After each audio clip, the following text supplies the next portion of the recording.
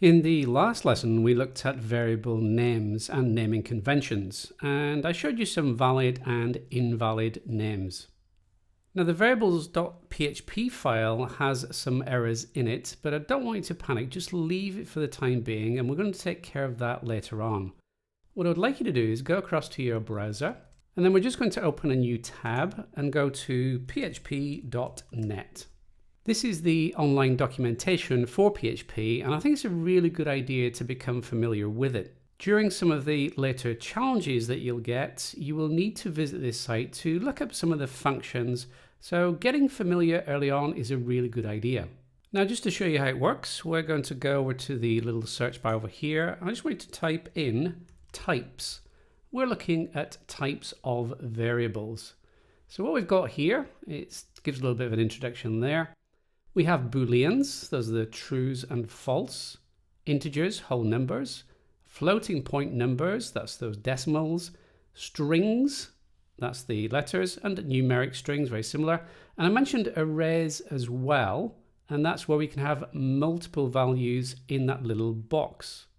Now you don't need to worry about any of these others. I just want you to focus on those ones there, the booleans, integers, floating point numbers, strings, numeric strings to an extent, and arrays. As you progress through the course, you'll be putting all these things together and actually tackling some quite difficult challenges, some of which have actually been used in interviews as interview questions. But this chapter, well, it's all about building a solid foundation. I don't want you to be too concerned about those challenges. Obviously, I will be building your skills and your knowledge as we progress, but I think it's useful for you to be aware of tools such as php.net. It's going to be a really valuable resource as you start tackling those challenges. Now, if you're feeling really comfortable with all this, then obviously skip on to the next video.